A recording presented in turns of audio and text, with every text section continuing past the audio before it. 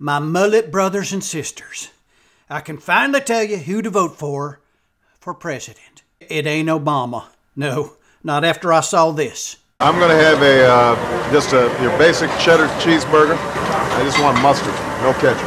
If you got like a spicy mustard or something like that, or a Dijon mustard, something like that. Hey, Mr. President, a real American puts ketchup, bacon, and another cheeseburger on his cheeseburger. The truth is that all the best candidates are out of the race.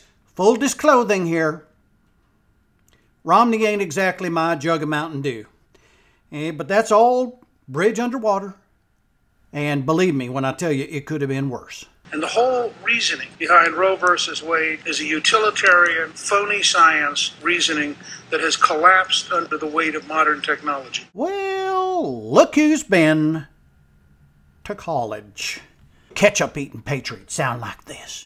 We need a commander-in-chief, not a professor of law standing at the lectern. It's like you can see the ketchup smeared all over her face. Oh, you see, Sarah Palin's smart enough to understand the dangers of having a president that's super intelligent. That's why I find it ironic that she kept getting asked if she was smart enough to be president. I believe that I am because I have common sense, and I believe that what Americans are seeking is not the elitism, the kind of a spinelessness that perhaps is made up for that with some kind of elite Ivy League education and a fat resume that's based on anything but hard work and private sector free enterprise principles. Sarah Palin would have made an awesome president, but she couldn't stand the media's gotcha questions.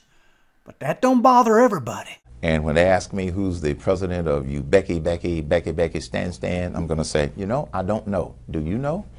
Herman was ready when they came after him, too. So you agreed with President Obama on Libya or not? Okay, Libya.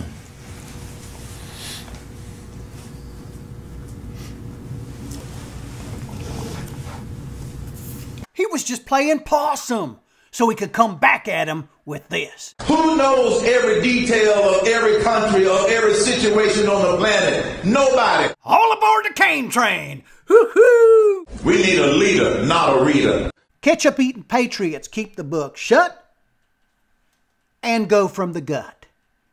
Even when it comes to science like a global warming, you only need to know a few important facts. Carbon dioxide is not a harmful gas, it is a harmless gas. And everyone's always telling me, Dwain, quit sniffing them exhaust fumes. I knew in my gut it was okay. Anyhow, even if Michelle Bachmann was wrong, so what? Ketchup-eating patriots ain't got to sound perfect all the time like, oh, blah, blah, blah, Gaza Strip, blah, blah, blah, blah. It's 3 agencies of government when I get there that are gone.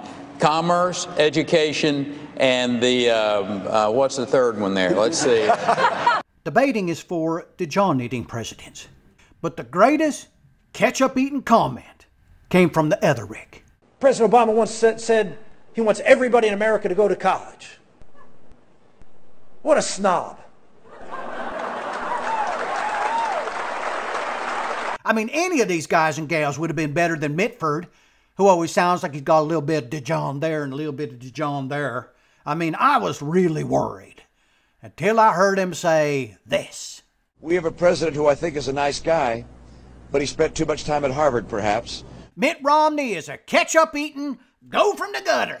Oh, he probably got his GED or something, you know, spent a couple of years at community college. I'm looking it up. Mitt Romney went to... Well, look who's been to Harvard. He speaks French! Here we are.